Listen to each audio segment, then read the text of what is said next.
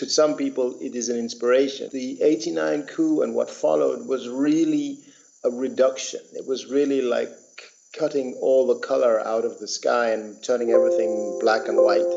Very destructive, I think, for a lot of young people. And I think that this was part of what I wanted to describe, this idea that the past had happened, that the great things had happened and they would never happen again. And in the course of the book, Rushdie, of course, becomes an activist in restoring some kind of hope to that dream. That's Jamal Matthew, British Sudanese writer. So much in the book. I thoroughly enjoyed it, I have to say. The Fugitives, those musical stars of another era resurrected for a last great American tour, and America turns out to be, well, not quite what they expected. He is Jamal Majoub. The book is called The Fugitives. And that's about it for this edition of Newsday. From Lawrence, me, and all the team, thanks very much for having listened.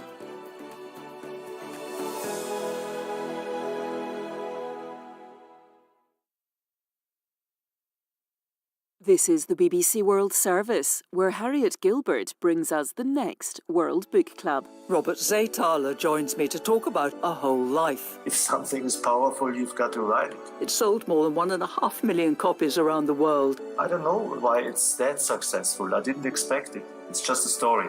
Let's say a good story tells more than the intent of the author. World Book Club, today at 9 GMT. And in half an hour, it's Business Daily with Tamazin Ford. Today we look at the problem of forced labour in global cotton supply chains and whether DNA sequencing could help in making cotton clean. That's in an hour.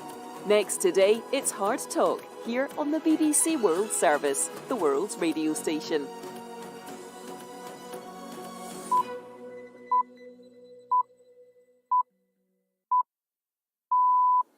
Coming up after the news on the BBC World Service, it's Hard Talk with me, Stephen Sacker. The COVID pandemic looks like a watershed moment in global economics.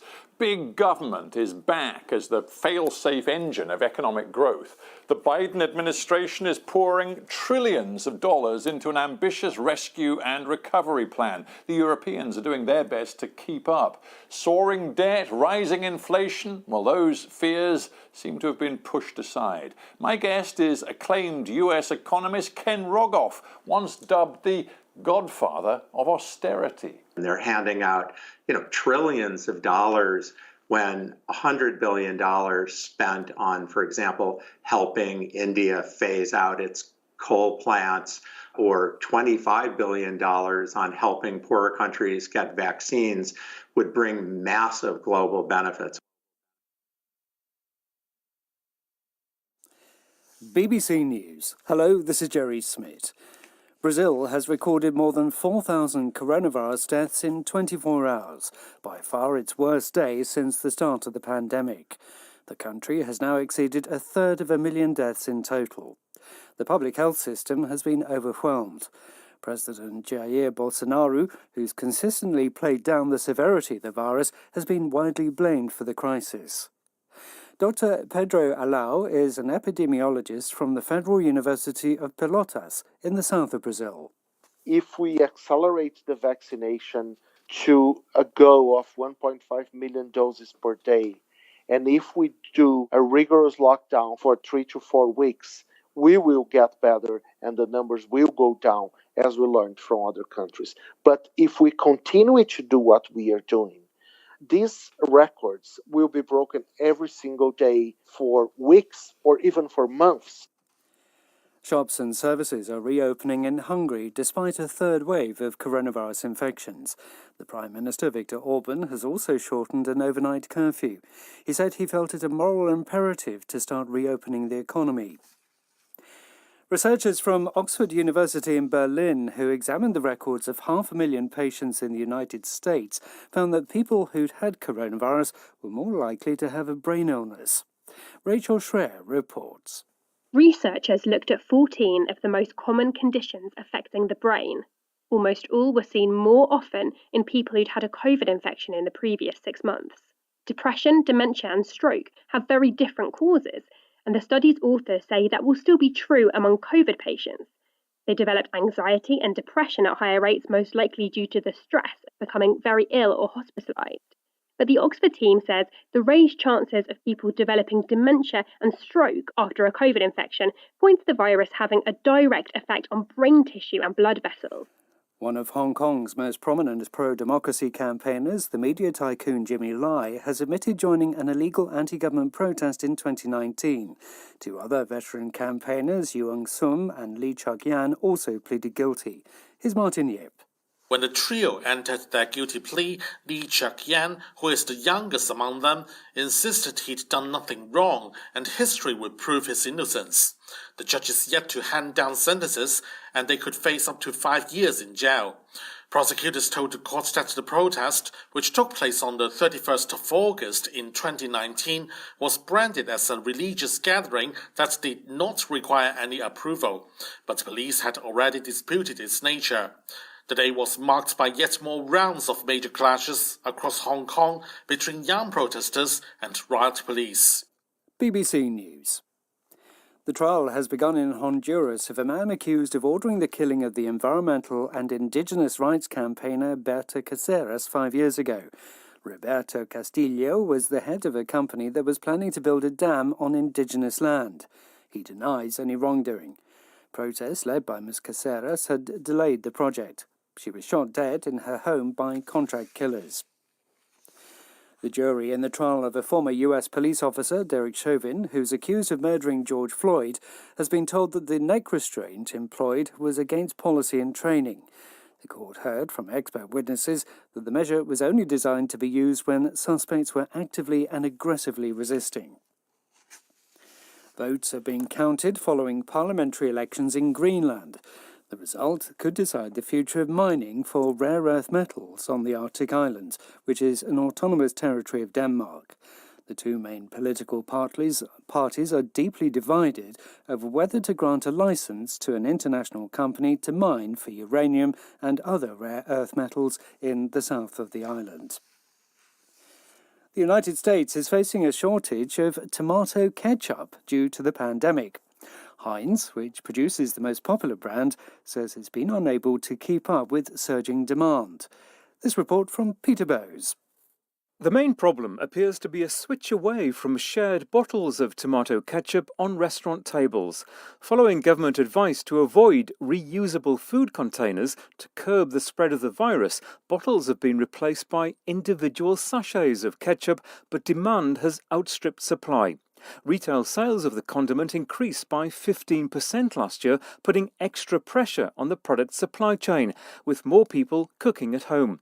Heinz says it's now boosting production of its much-loved table sauce. Peter Bowes, BBC News. Welcome to Hard Talk on the BBC World Service with me, Stephen Sacker. My guest today is an acclaimed economist, best known for a thesis which is looking increasingly out of sync with current thinking. A decade ago, Ken Rogoff, professor of public policy at Harvard and former chief economist at the IMF, suggested that any country with a national debt of more than 90% of GDP would see its growth prospects materially and significantly compromised. While other economists challenged his analysis, a host of governments across the Western world were heavily influenced by his thinking. Well, fast forward to today, and the prevailing winds in economics are blowing in a very different direction. President Biden is spending trillions of dollars to rebuild the post-COVID US economy. Other Western governments are similarly splashing the cash and piling up new debt. Suddenly, big government, as the driver of economic growth, is back in fashion. And all those fears about the dangers of debt, inflation, and economic instability, well, seemingly they've been tamed. Or have they? Has COVID changed the rules of global economics? Well, Ken Rogoff joins me from Cambridge, Massachusetts now. Welcome to Hard Talk. Thank you. At several points over the last year, you've described what has happened to the global economy as a result of the pandemic as an unfolding catastrophe. Given what we see today, do you think you were a little bit too pessimistic? Well, indeed, particularly the vaccines have been able to come out faster and been more effective than all the public health experts were telling us. So that's really been what's turned things around more than anything. No, I hadn't predicted it, but it's not good enough, but it's better than what we'd hoped. The IMF has just issued its latest upsum of where the global economy is, and they've upgraded their global growth forecast from, I think, around 5.5% to 6%, which is a pretty extraordinary figure and suggests there is a resilience in the global economy that perhaps we hadn't expected. Well, yes and no. I mean, it depends on where you are in the world. So the advanced economies, China, have done better. But if you go to large parts of the world, we're seeing a decade of poverty gains wiped out. Most countries in the world will not get back to where they started till 2023. So it's pretty terrible. And that's not even talking about within countries who suffered the most. It's been a disaster, and I would still put this as the worst crisis in my lifetime, worse than the global financial crisis. Some economists talk about this K-shaped global economy as a result of the pandemic, by which they mean the sort of two levers of the K represent the growing divergence between the rich world and the emerging economies. Do you see that as one of the greatest and most damaging legacies of COVID-19? Well, absolutely. And a lot of the political conversations about what's happening within the wealthy countries, but it's really nothing compared to what's going on in countries like Brazil and India. And we haven't even seen the financial fallout of this, with emerging markets piling up debt that could run into trouble. This is a very painful period, and the world is suffering incredibly. We're looking at the political ramifications within our own countries, but around the world, I think this will reverberate for a decade. I want to come back to that, but I also do want to talk in detail about the United States. You said only a few short weeks ago that you didn't believe the US economy was going to get back to the per capita GDP place that it had been in late 2019, possibly until next year or even the year after next. Now, again, this latest IMF report suggests they believe the US will recover to that late 2019 point by the end of this year. So without wishing to be rude, do you acknowledge you were wrong on that? Oh, I think everyone's ramped up their forecast. The IMF has been steadily doing it week after week. You can look at the big financial firms, the pace of vaccination, the opening up of the U.S. economy, and then certainly the very strong stimulus that Biden's been successful in getting through. So it looks like the U.S. miraculously will be on pace to get back to where it started just 2 years after the start of the pandemic, instead of what could have been longer. Why? I mean, overwhelmingly, it's because the vaccines have come and worked better, and the public health problem looks like, knock on wood, as we say, is being gradually tamed. That's what's getting people back out. That's what's creating the optimism. And certainly the support from the government is playing a role in this. But if the pandemic wasn't over, Europe lags horribly, continental Europe particularly, we'd be in a different spot. So here you are, Professor Ken Rogoff, former chief economist at the IMF, as I said in my introduction, known in the press as the godfather of austerity, now looking at a Biden administration that is pumping, well, let's say if they get their infrastructure spending plan through the Congress, looking at injecting around $4 trillion US dollars into the economy over the next few years as a direct result of their sort of rescue and recovery COVID plan. Godfather of austerity, do you approve? Well, I've never written about austerity in my work. The word doesn't appear in my 500-page book with Carmen Reinhart, nor the concept. We are concerned about very high debt levels, but you can raise taxes. I've never written anything about not taxing the rich more. I've written a lot in support of that. And that's what Biden proposes to do. So there's this initial stuff he's doing that's catastrophe relief, but he's proposing something much stronger over the long run that will involve taxing corporations, taxing wealthy people, maybe taxing carbon, who knows. to pay for it. So that's a direction I've always supported. I just wonder if you've modified your views in any way. I mean, you very carefully said there, you didn't specifically write about austerity. I take the point, but you did write very specifically about the damaging nature of high levels of national debt. And the US federal debt, projected over the next couple of years, is going to far surpass the 90% level at which you postulated things become very difficult and damaging for the economy. Indeed, I think the Congressional Budget Office reckons the debt will grow to well over 100%, maybe 107% of GDP. So unless you've resiled from your earlier argument, you must think that's very dangerous. Well, let me say what my early argument was. It wasn't that things suddenly change when your debt gets very high. It's more like a cholesterol level. When your cholesterol level goes from 199 to 201, it doesn't mean you have a heart attack the next day. It just means you're more vulnerable. And the reason when you have very high debt that you're more vulnerable is that if stuff happens, you can't react as aggressively to it, but you still have to try. We're in a wartime situation. And then, of course, over the last 12 years since I wrote a paper on this with Carmen Reinhardt, interest rates have collapsed. They've simply collapsed. So the governments, at least the United States, I think some advanced economies have borrowing room that was not expected. That's the same reason stock markets are so crazy high. Nobody expected interest rates to be so low. Unfortunately, there are a lot of countries in the world, maybe most of the countries in the world, don't have this luxury. They're paying much higher interest rates. They're still borrowing, as they should in a crisis like this, but their situation's much more precarious. Right, but it's interesting you just used the word crazy high to describe stock market levels in the US. And as you say, that's all about the consistently low interest rates that we've seen. But is there not a danger of complacency, both in the stock market and amongst ordinary people who buy homes and do other economic activity in the United States? An assumption that these interest rates are going to stay low, and clearly with the levels of government spending and the rising debt that we're seeing, there is an inflation danger, and with that inflation danger comes the very real possibility of quite a quick rise in interest rates. I do think people underestimate the possibility that interest rates will normalize more with or without the high spending. They are at record lows. These things don't tend to last forever. I don't think this time is different. I think interest rates will rise. If they rise slowly, it's going to be painful. Markets will go down, housing prices will soften or even go down, but it won't necessarily be anything catastrophic.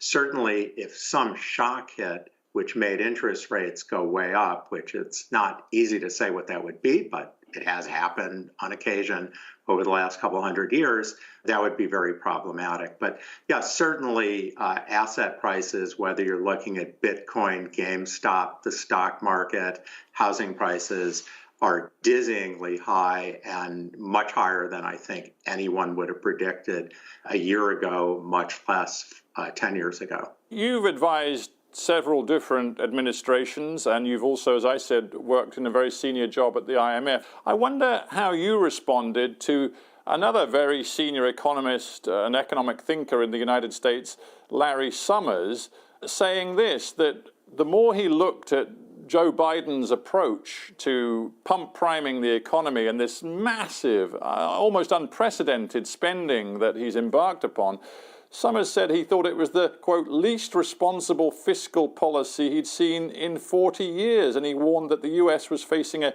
pretty dramatic fiscal monetary collision. Did you agree with that? Well, this may surprise you, but I've been disagreeing with it. First of all, it really depends on whether you think they're going to be doing this forever. We're in a catastrophe situation, a wartime mode. And indeed, if, as some progressive economists want, you're just going to print money and spend money and not raise taxes to try to pay for it, you are going to have a problem. I sort of see what Biden's doing as tactically smart. He sees that he has a very thin majority, he has a honeymoon period, and he's just taking what he can get while he gets it. And frankly, at least the first package that he proposed, well, I don't really know that people with $140,000 needed to get a check from the government, but it made it easier to get through. But many other things in the package were good. And in the second package, he's doing a lot of things that need to be done, but then really trying to re-engineer the economy at the same time. Larry would like to see more infrastructure spending, more real, genuine, productive spending. That is a free lunch. That's something with low interest rates we should be doing, whether it's broadband, improving distance education, building roads. This we should be doing, and it's cheap. And I think he sort of overstated his case, as he maybe want to do, to try to push the administration that way. But you know, when a government proposes a set of policies in this situation, I don't think they really expect everything to happen. Right, you say, you know, it's almost incontrovertibly true that this is what we should be doing in terms of massive infrastructure spend to sort of kickstart economic growth, to rebuild America better. Is it so incontrovertibly true? I'm very mindful of what Ronald Reagan said, you know, more than 40 years ago, when he said the most dangerous sentence in the English language is, "I'm from the government and I'm here to help." His whole economic point was that the government is not the best or the right agency to be doing this stuff. Well, so it's a question of how to pay for the infrastructure, the governance of the infrastructure. So many countries around the world have the private sector pay for part of it and have fees later to pay back the private sector. There are different structures. But do we need infrastructure? We absolutely do. There are certain basic things like decaying bridges and roads. And then there are things like broadband that we didn't use to consider infrastructure, but everybody does now. Infrastructure spending in all the advanced economies has been on a straight line down for the last 50 years, really. And even though I think all economists, I wrote a piece in 2008 in the Financial Times arguing for more infrastructure spending, even though all economists have agreed on this, curiously, it's difficult to do politically. It just has not happened. It doesn't happen quick enough. I commend Joe Biden for putting this front and center. Donald Trump talked about it, but he never did anything. Let's get back to that point you were making earlier in our conversation about the danger of growing disparities in the world economy, both between rich and poor countries and also internally within countries, growing inequality. Do you see that the policymakers in the rich world sort of care enough about the dangers of growing global inequality? They clearly don't. I mean, we've seen some small steps, but a lot of this inequality debate in the rich countries that has been started over the last 10 years ignores everybody else. For example, anti-globalization, Thomas Piketty, the French economist, wrote that globalization, capitalism had failed, that it produced inequality. Not if you're a farmer in India or in China. The billions of people have been lifted out of poverty. And between the pandemic, this reversal of globalization, the need for decarbonization, the need for vaccines, we are seeing things go into sharp reversal.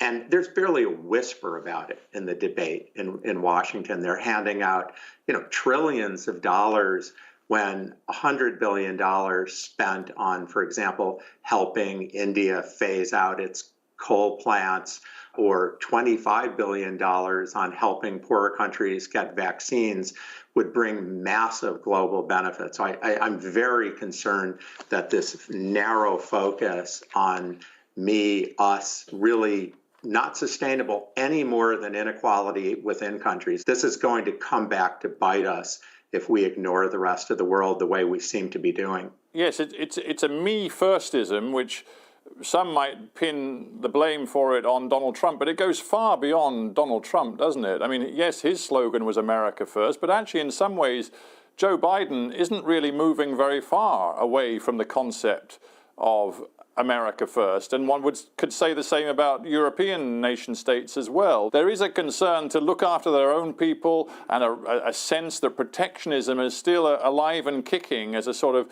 economic formula for the future. Absolutely. The vaccines has sort of brought out the worst in all of this. And you're seeing some funding going out into the rest of the world. It's very minimal. Donald Trump captured this, but frankly, Bernie Sanders, the Democratic presidential candidate, is still very influential. He and Donald Trump are not very far apart on these globalization issues. I think Donald Trump tapped into the Democratic base when he was campaigning against this. And normally the president is someone who says, okay, we need to be responsible. We need to look at the whole world. Joe Biden, I think, at his heart, understands these issues, is responding to the political moment. I'm optimistic that we will see better over time. But near term, absolutely, it's been America first still. But aren't there two different forces, trends here that are working together? One is the fallout from the pandemic, where governments around the world look at their supply chains, they look at the uncertainties and vulnerabilities that come with that form of globalization, and they begin to think, you know what, maybe we should back off from that and do more at home. And then there is the whole question of the China relationship, US-China relations, a feeling that the rich world has become too dependent on Chinese products, Chinese economy, and a wish to back away from that. Those two trends are seeing governments in the rich world talk more and more about changing their economic model, and certainly it takes them very far away from globalization. No, that's absolutely right. And I don't have easy answers to that because the US-China tension, the US-China and the Europe-China relationship, it's the most profound thing over the next 40 years. We're looking at a situation where this pandemic, which may have come out of China, has probably advanced China's economic progress relative to the rest of the world by an extra few years. And many other parts of the world look to China and, feel like it works. And the advanced economy system has not worked as well for them. So we're at a very troubling moment. And yes, I think the U.S. needs to look very hard at how to deal with China. So when Biden talks about China and says, I'm not going to let China eat our lunch, and the implication of that clearly is that the U.S. is going to disengage economically from China and indeed compete very aggressively against China in different parts of the world economy.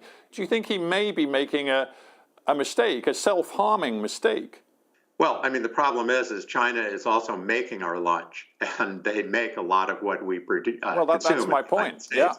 And the intermediate products. We are where we are, and it's not an easy situation to get out of. I think, obviously, it would be desirable to find a more cooperative equilibrium, but this I don't know what you want to call the renewed Cold War that's brewing between the U.S. and China could breed problems. And you do what you have to do. I hope that they find a way forward out of this. I really don't have anything more than bland hope, in that dimension. I think they're very tough questions.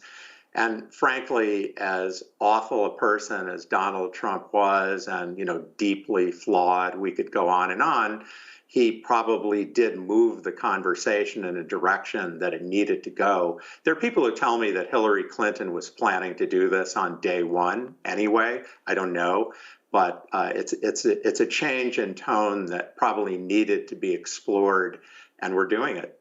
And on that same thought, this isn't even just a debate in America. I'm very mindful that the French too have been talking about the long-term impacts of changing the relationship with China, and also learning from what the COVID pandemic has told us about the vulnerabilities in the world economy. Bruno Le Maire, finance minister, said this recently. He said, there will definitely be a before and an after the coronavirus in terms of global economics and economic thinking. Is it that big a deal?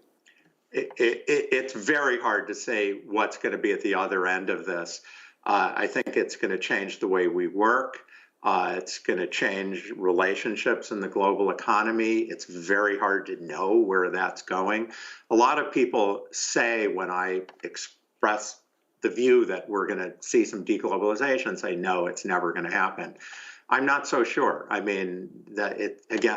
I don't know what to say about where we're going on this. If we did break off from China, it would lead to a sharp fall in standard of living. On the other hand, if you're playing the long game, you're trying to think 40 years ahead, and you haven't figured out a way to coexist with them economically, then something has to be done. But I mean, I think at the end of the day, China's part of the world. If we don't solve their pollution problems, if we don't, deal with them in a way that's mutually satisfactory in geopolitics, it's not going to work. So we have to work with China. We don't want to have the kind of relationship with China we had with Russia. China is a much more formidable foe. The new notion that government is good rather than bad in terms of being the key driver of the economy, is that now where America is? Well, we're in a catastrophe like a war. And so you don't really think of the private sector as dealing with it. But let's not forget that these vaccines, which have gotten us out of the pandemic, they weren't even big pharma. They were small entrepreneurial firms that have these ideas. We'd be waiting years longer if we didn't have them. So it's not so simple. The government contributed to that in terms of basic research. But we're in a pandemic. At the end of it, I think if we keep pretending the government can do everything, we'll be in trouble. But again, I mean, I think we needed to deal with inequality. We need to raise taxes. We need to spread the wealth around in a way that globalization has fallen short. Ken Rogoff, we have to end there. I thank you very much indeed for joining me on Hard Talk.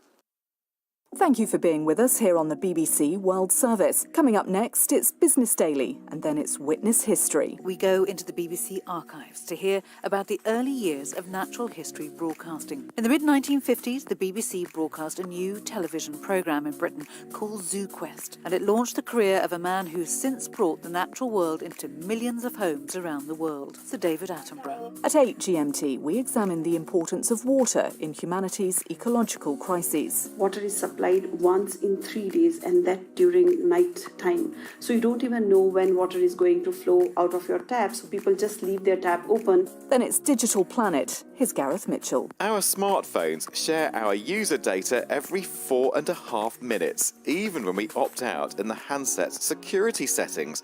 I'll be hearing more from the researcher who's tested the phones in the lab and found them to be, well, rather leaky. That's all still to come here on the BBC World Service. You're listening to the BBC World Service. As pressure builds on global clothing brands to source their cotton sustainably, we take a look at whether DNA sequencing could help to eradicate forced labour in the cotton supply chains. That's in Business Daily with me, Tamasin Ford, after this latest world news.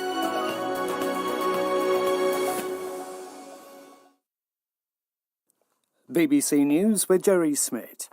Researchers from Oxford University in Britain, who examined the records of 500,000 patients in the United States, found that people who had had coronavirus were more likely to have a brain illness. The authors say it suggests COVID is not just a respiratory virus, but also has a direct effect on brain tissue and blood vessels. India has recorded its highest yet number of daily coronavirus cases, crossing the 100,000 mark for the second time in a few days. Almost half the new cases are in the western state of Maharashtra. The surge in infections is putting pressure on the central government to expand its vaccination programme. Shops and services are reopening in Hungary as the country relaxes coronavirus restrictions despite a third wave of infections. The Prime Minister Viktor Orban has also shortened an overnight curfew. Medical experts have condemned the move as premature, with many hospitals full to capacity. One of Hong Kong's most prominent pro-democracy campaigners, the media tycoon Jimmy Lai, has admitted joining an illegal anti-government protest in 2019. Other veteran campaigners, including Lee Chuk-yan, also pleaded guilty to the same offence. Mr. Lee told the court that history would prove his innocence. Malaysia's former Prime Minister Najib Razak has been served with a bankruptcy notice for failing to pay a tax bill of more than $400 million. Mr. Najib said the notice was served shortly after he launched an appeal to try to overturn his conviction and imprisonment for corruption. The United States is facing a shortage of one of its most iconic condiments, tomato ketchup, due to the pandemic. Demand has been fueled by the huge growth in takeaway food, coupled with advice to use individual sachets rather than communal bottles. BBC News. Hello, I'm Tamasin Ford. Welcome to Business Daily from the BBC. Could technology be the solution to eradicating forced labour from global cotton supplies? Frankly, we think there is no method that compares to the absolute forensic quality of DNA. But is it really that simple? The problem is technology doesn't do anything on itself, and it requires companies to use it as part of a difficult, costly process of tracking each stage along supply chains. So are leading brands really ready to put ethics over profits? Relatively few companies, I think, are really enthusiastic about doing that, but I think public pressure on them is growing, and some companies have stepped up and joined that call. In today's Business Daily from the BBC, we take a look at the role of technology in keeping cotton clean.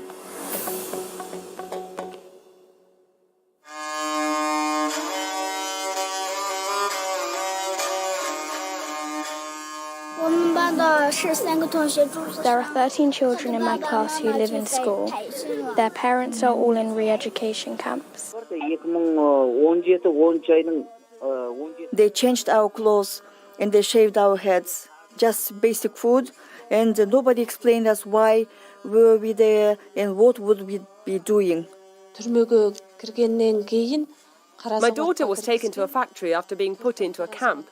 She worked there for 4 months. She was told she would get a salary, but they never paid her anything. The inmates in the camp were given only 2 minutes for going to the toilet. If you spent more than that, they shocked you in the head with an electric baton.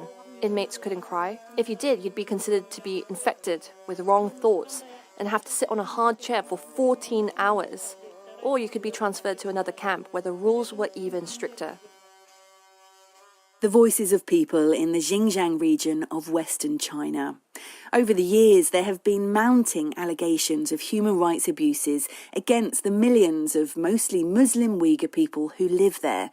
Claims of torture, sexual abuse, mass sterilisation campaigns, and forced labour and re-education camps. Some say this all amounts to genocide. We were just sitting there like zombies, having no right to stand up until you were told so, just sitting there in a total silence, doing the same work over and over again. They did whatever evil their mind could think of, and they didn't spare any part of my body. There were 200 workers in the factory. We sold children's clothes, and we are obliged to sing the Chinese national anthem. They said, "The faster you work, the faster we'll let you go." As the world becomes more aware of the situation in Xinjiang, international condemnation is growing. Fascist China! Fascist China! Terrorist China! Terrorist China! This is the sound of demonstrators protesting the visit of China's foreign minister to Turkey in March. We are here for asking Chinese government to close the camps, stop genocide against Uyghurs. Several countries have imposed sanctions on officials in China over claims of human rights abuses, including the UK. Here's British Foreign Secretary Dominic Raab. By acting with our partners, 30 of us in total, we are sending the clearest message to the Chinese government that the international community will not turn a blind eye to such serious and systematic violations of basic human rights. But the Chinese government has always denied the allegations and in return imposed its own sanctions on several British politicians and campaigners. Here's the acting Chinese ambassador to Britain, Yang Zhaowang, speaking to the BBC. The pictures and videos, they are concocted. What we are doing in Xinjiang is just precautionary measures in anti-terrorism and anti-secessionism to safeguard our national interest. And caught in the middle of all of this are many major global brands. The Xinjiang region of China produces around a fifth of the world's cotton. Clothing companies are now beginning to tell their suppliers, whether privately or publicly, not to source cotton from the area because of fears over forced labour. But the Chinese government has responded by announcing boycotts against brands like H&M, Nike, Adidas, Burberry, Uniqlo and Zara, allegedly blocking searches for the brands on Chinese e-commerce platforms. So, first off, let's take a look at how strong the case of forced labour is in Xinjiang cotton. I think there are three different elements to this. First of all, there is the Chinese government's use over the last several years of mass arbitrary detention of Uyghurs, and a very strong connection made between the people who are being held in that way and textile or garment factories that are either co-located with or are immediately adjacent to the detention facilities. And there's been strong reporting linking those two. Sophie Richardson is the China director of Human Rights Watch, an organisation aimed at uncovering human rights abuses around the world. They're also a member of the Coalition to End Forced Labour in the Uyghur region. There are also very strong reports about what are called labor transfer schemes, where authorities in Xinjiang agree to transfer a certain number of workers to factories outside of the region. And in both of those cases, there are very clear concerns about whether people are working voluntarily, the conditions under which they're working.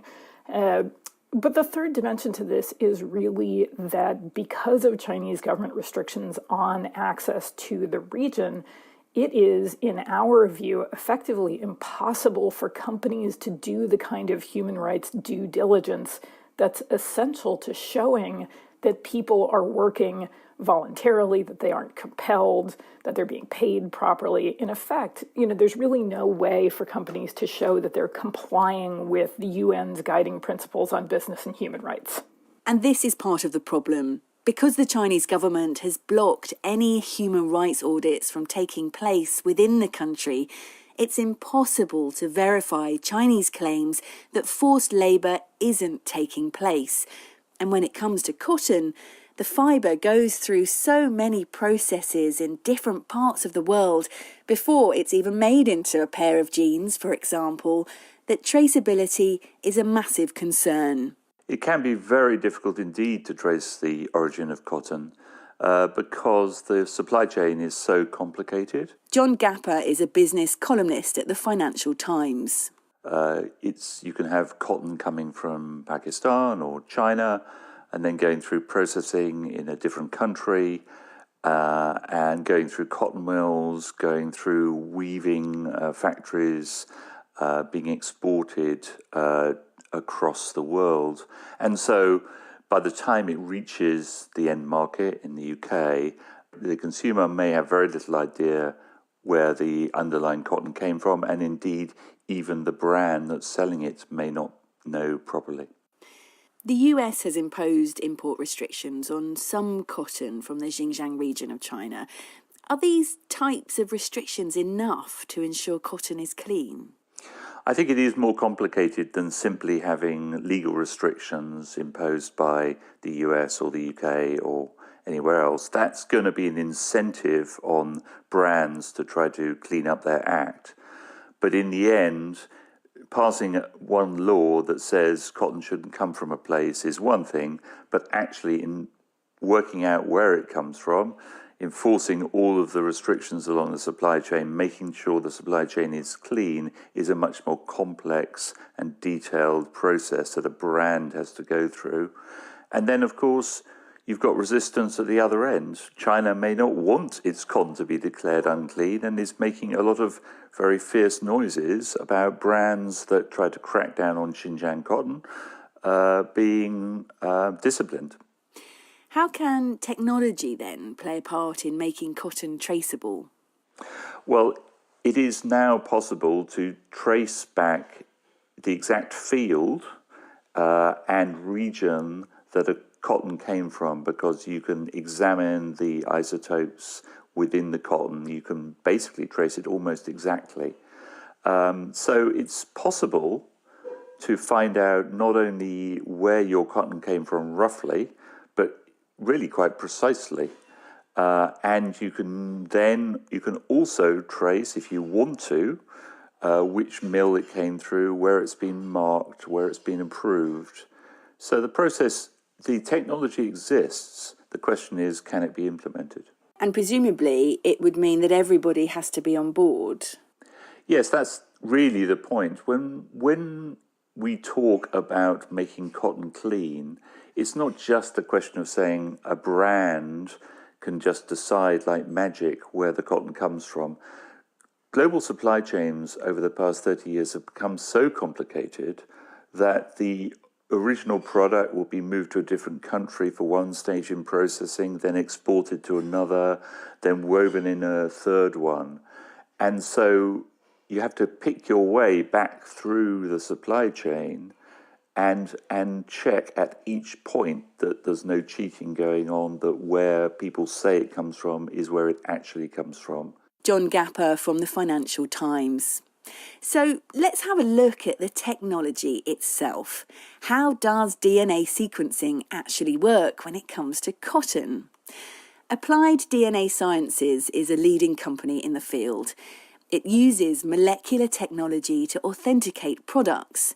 In simple terms, it takes a raw material, like cotton, or a product, like a pair of jeans, and adds a molecular tag. That tag can't be removed, so it means the material can be traced throughout the entire supply chain. Jim Hayward is the company's president, CEO, and chairman. We have, for more than 10 years, marked American cotton to be able to track back through the entire supply chain, every element of the supply chain, and verify that it is American Pima or American Upland. The tag actually contains that information encrypted in it, and that tag can be tested when the fiber is converted into yarn, when it moves in the next step in the supply chain and the yarn is woven into fabric, or in the next step when the fabric is converted into finished goods, or even on the store shelf when it's finally sold at retail. So it's a forensic method of ensuring the integrity of a supply chain and ensuring that a consumer or a manufacturer or brand owner is getting what they are paying for. So then this DNA tracing, if it was used throughout the world, it could effectively eradicate forced labour. Well, for tagging, you're correct.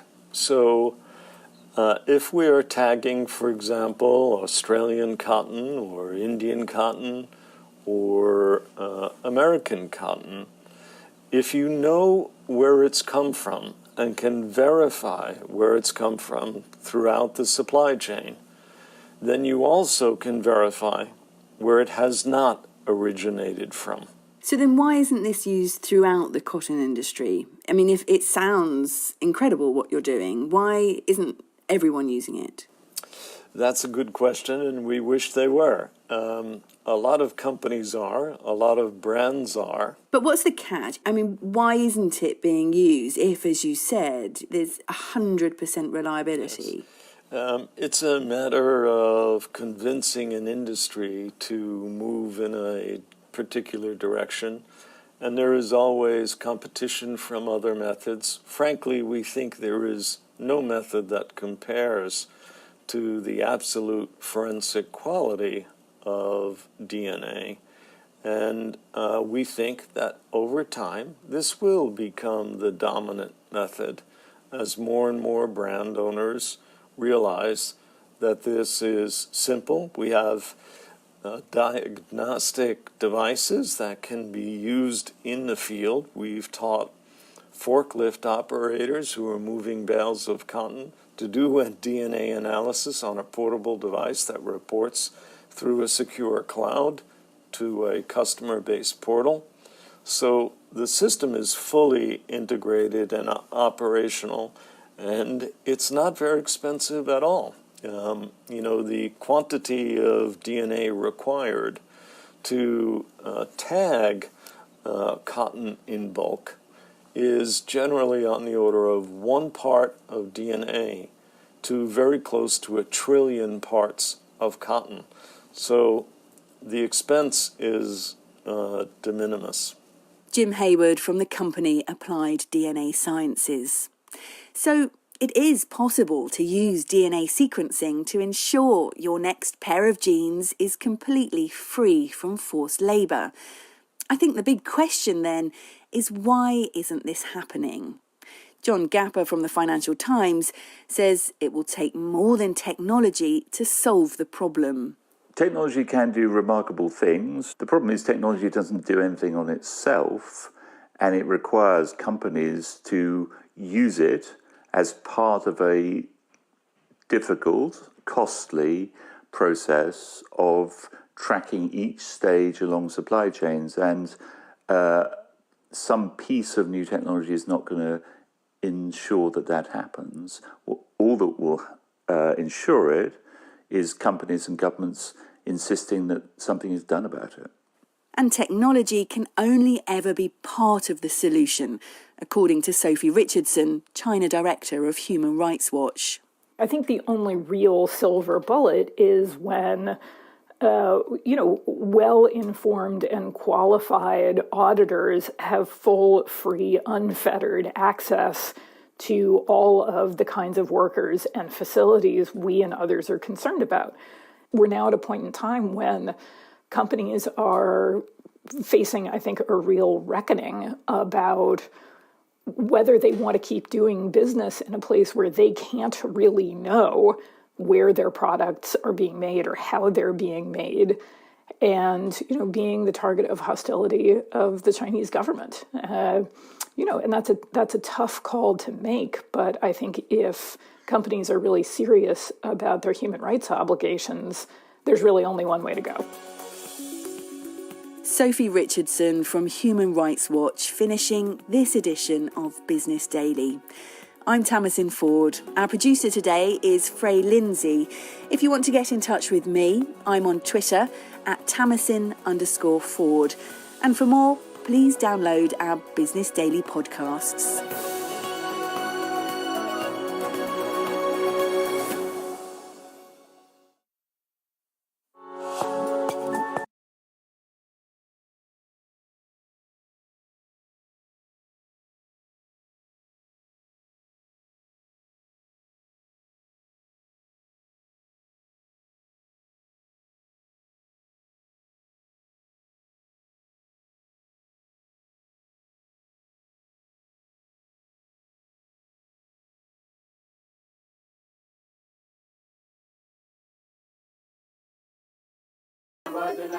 That is the picture of a very rare bird, the white-necked Picathartes. It was drawn from some preserved skins that were sent to the British Museum many years ago from Sierra Leone in West Africa. In late 1954, Sir David Attenborough went to Sierra Leone with 2 zoologists and a cameraman to try to find that tropical bird, the white-necked Picathartes, and bring it back to England.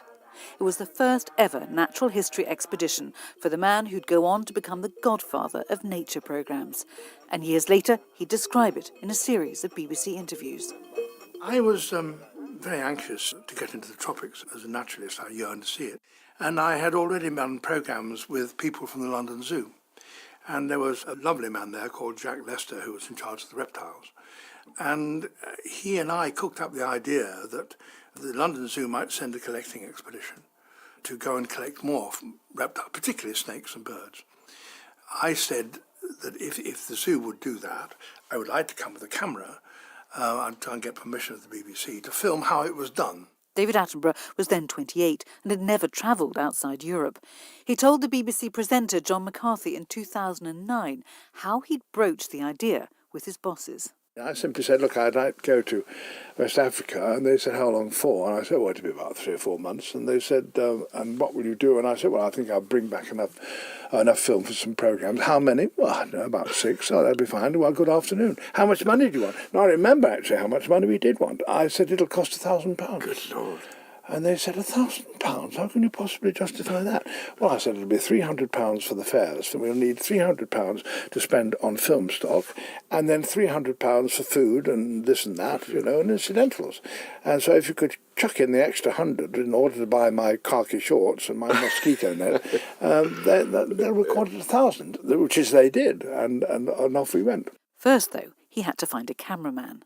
And I heard that there was an amateur cameraman, a young chap who was very good on the 16mm cameras. So I discovered his name, which was Charles Lagos. And I said, look, I'm going to West Africa. Would you be at all interested in coming? And he said, well, I might. And he did. I met this young man called Attenborough, who nobody had ever heard of before. We seemed to hit it off straight away. Charles Lagos was a Czech photographer a couple of years younger than David Attenborough, and like David Attenborough, that expedition would launch his career as a natural history cinematographer. David Attenborough decided that the programmes they'd make from the trip needed a hook, something to draw viewers in, something they had to find, which is where the bird came in. I said to Jack Lester, couldn't we make it a quest for something? Isn't there something that nobody's ever seen before live? Jack Lester said, what about the bird, the Picathartes gymnocephalus? And I said, yeah, well, Jack, you see, a quest for Picathartes gymnocephalus is not a winning title. Hasn't it got another name? He said, oh, yeah, a bald-headed rock crow. And I said, well, even quest for a bald-headed rock crow is not, a crowd pleaser particularly, not when to drag him in. So and then we just called it Zoo Quest. And so, in late 1954, the four of them, David Attenborough, Jack Lester and his colleague Alf Woods of London Zoo, and the cameraman Charles Lagos, set off for Sierra Leone. David Attenborough never forgot that moment he stepped off the plane into the hot, tropical West African air for the first time.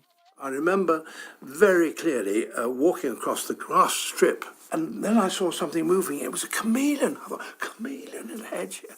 And there was a mantis, and I was suddenly struck by the huge proliferation of life, which is characteristic of the tropics. And that tropical air, not only loaded with moisture, but loaded with smells from the earth and from the forest. But distances in Sierra Leone are not only measured in miles, they're also measured in rivers and the slow hand-pulled ferries that cross them. And the ferrymen, being the biggest gossips in the area, were just the people to tell us if anyone had caught any animals recently, and to pass on the extraordinary news to all travelling along the road that a party of Englishmen were willing to buy animals of all sorts and were offering rewards to anyone who could show them the nests of some extraordinary bald-headed bird.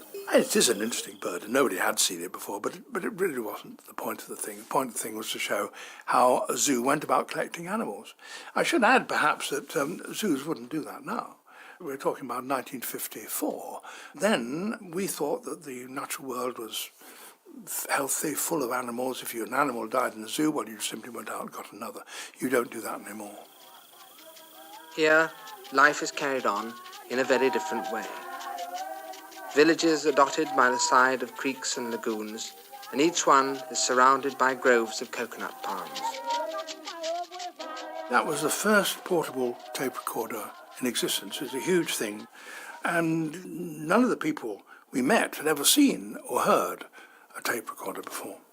They didn't really believe that what was in the box was able to record this. And I played one piece, a very nice, this Balangi, it's a West African xylophone, and a very good player. He was a virtuoso, and he listened to it very critically, and he said, oh, yeah. But that was an easy piece. That would be easy for it to learn it. I'll now play something really difficult and see what he does then. So he then played a real virtuoso piece, very, very fast and so on. And he was astounded when he discovered that my little green box could even reproduce that. As the team travelled, they collected the animals they'd come for, but there was still no sign of Picathartes gymnocephalus, until, deep in the jungle, they finally closed in on them, a pair of this rarely seen exotic bird. We took our places behind the hide, and from it we had a clear view of the boulder and the 2 nests stuck on it. In a childish way, to film something that nobody had ever filmed alive before tickled our fancy. We thought it was fun. Then up it fluttered onto the nest, and as it did so, the other parent flew across and drove the first one away. This was a great thrill for us, for as this happened, we became the first Europeans ever to see the white-necked Piccathartes on its nest. Back in London, they set about turning the material they'd gathered into programmes. There'd be 6 in all, and the idea was each edition would show some of the best pictures from Sierra Leone and then cut to the studio, where Jack Lester from the zoo would do a live presentation of the animals they brought back. But things didn't quite go to plan. The first ZooQuest programme went out, but after that first appearance, Jack became very ill with a tropical disease. And so the head of television said, Attenborough, you thought you were a director, but somebody's got to do the studio. Nobody else was there. You do it. David Attenborough stepped in front of the camera and a broadcasting legend was born. The audience loved it. We ended each programme by saying, but will we find Piccathartes gymnocephalus, you see? Tune in next week. And I was a bit worried about whether this would actually make any impression on anybody. And actually, we were driving along Oxford Street, which you could do in those days, and the driver leant out and he said, "Hello, Dave. Well, are we or are we not going to catch Picca-bloody farties?" So I thought, well, maybe the programmes are beginning to catch on. More expeditions followed, and ZooQuest became one of the most popular programmes on British television, running until 1963. Sir David Attenborough went on to present landmark natural history series like Life on Earth, Blue Planet and Planet Earth. Now, in his 90s, he's regarded as one of the most outstanding naturalists of our time. And that's it from this edition of Witness History, with me, Louisa Dalgo. This is the BBC World Service, and on this week's assignment... Denmark was the world's top producer of mink for the luxury market. Last year, a coronavirus variant was found in the animals. All 17 million were slaughtered. I'm Linda Presley. Join me with Danish journalist Ray Bolander to hear what happened next. Journeys to the heart of a story. Assignment, Thursday at 8 and 19 GMT. And in an hour, World Book Club with Harriet Gilbert. This month's novel has been variously described as, I quote, a slim masterpiece, called A Whole Life. It sold more than 1.5 million copies around the world, and joining us to answer questions about it is its Austrian author, Robert Zeythaler. This is the BBC World Service, the world's radio station.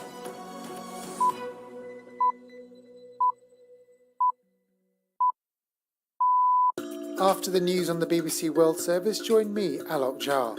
I'm continuing my series arguing that we need to fix our badly broken relationship with water. Water is at the heart of the world's most serious ecological problems. We're in the middle of a global water crisis. The slow-motion catastrophe of climate change is experienced through floods, droughts and storms. And the big picture looks very bad indeed. If we don't change our relationship with water, our future on this planet is pretty bleak. Meanwhile, all over the world, people are living this grim water reality every day. We are living it in our legs, in our feet, seeing it in our season that change. I'm seeing that the species that exist when I was young do not exist anymore. But international policymakers aren't moving with the urgency to avert further disaster. To find out why, join me after the news for Water, Too Much and Not Enough. BBC News. Hello, this is Jerry Smith. Researchers in Britain who examined the records of 250,000 patients in the United States have found that people who've had coronavirus are more likely to have a brain illness. The researchers from Oxford University say this suggests that COVID is not just a respiratory virus, but also has a direct effect on brain tissue and blood vessels. Professor Paul Harrison led the study. For the mental health conditions, it's quite likely that these are to do with the stress of having COVID and all the implications that go with that, rather than the mental health outcomes being directly due to the virus.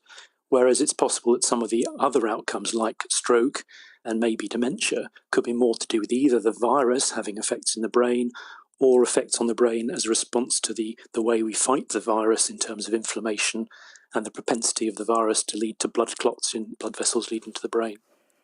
India has recorded its highest yet number of daily coronavirus cases, crossing the 100,000 mark for the second time in a few days. Some of the worst affected states have brought in tighter restrictions amid calls for an expansion of the vaccination programme. Jill McGivering reports.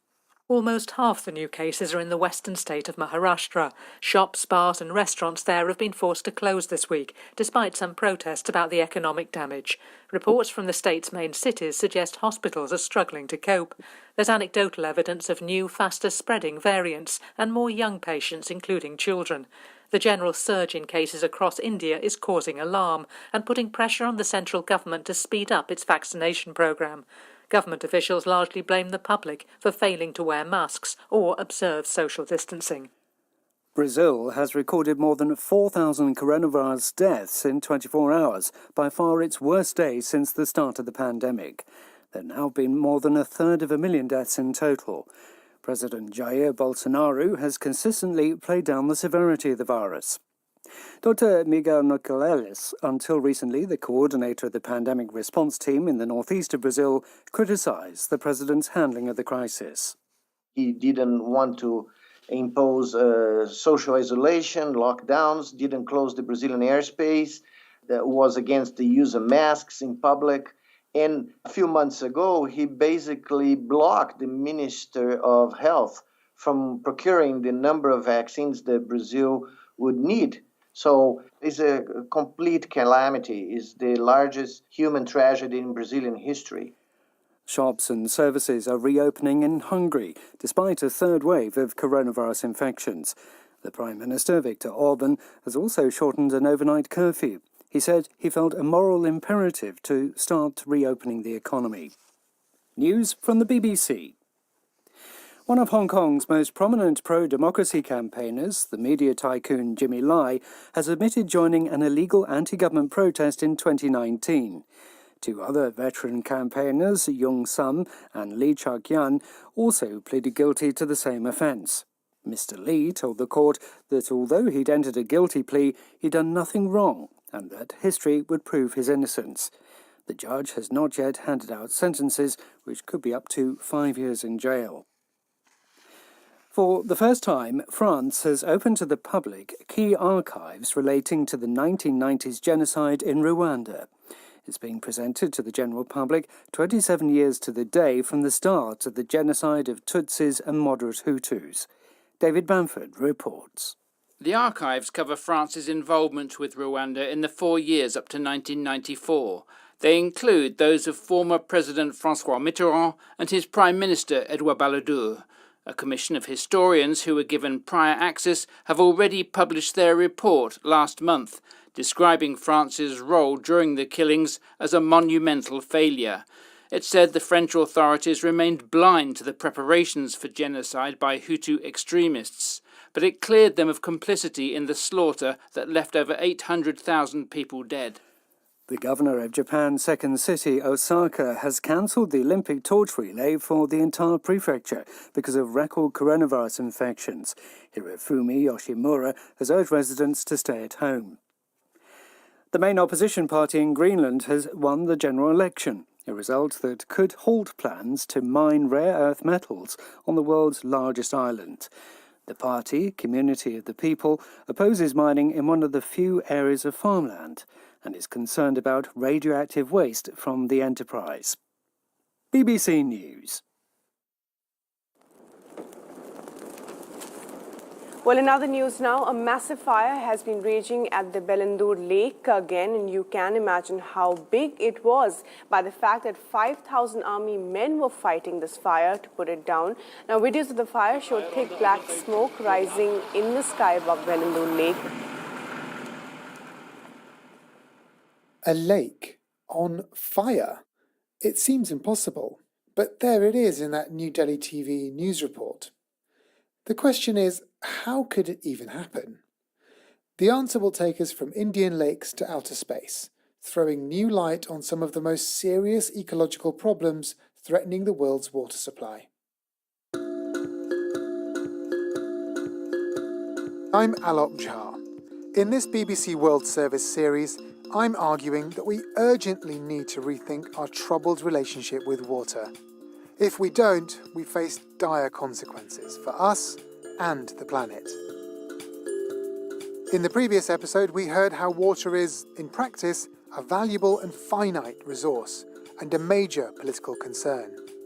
It's being extracted from the earth like oil, diverted from precious shared rivers, and traded across the world without much needed regulation. Behind those problems lurk major ecological crises that fundamentally shape concerns about water around the world. That's what we'll turn to in this episode. So to Bangalore, a city in India known for its many lakes. In recent years, one of those lakes, Balandur, began producing huge walls of toxic foam. This foam blew into people's houses and blocked roads. And underneath the foam, fires raged on the surface of the water. Local people were, understandably, terrified. But what could possibly cause a lake to catch fire? Balandur Lake receives untreated wastewater coming out of households, and it has been receiving that since 20 years from now. Dr. Priyanka Jamwal monitors pollution in Bangalore's lakes for an environmental non-profit called A-Tree. But when we talk about waste coming from households, it has a lot of organic matter in it. Priyanka's being polite here, but basically she's talking about poo being dumped straight into the lake. As organic matter is coming in, it's getting deposited at the bottom of the lake. So over the period of time, bacteria will start eating up that organic matter and release methane gas. This is the key to the mystery. All this human waste sits at the bottom of the lake for years, getting eaten up by bacteria. These bacteria release methane gas, which is extremely flammable. It bubbles up to the surface of the lake, catches fire, and there you have it, a burning lake. But that's not the end of the story.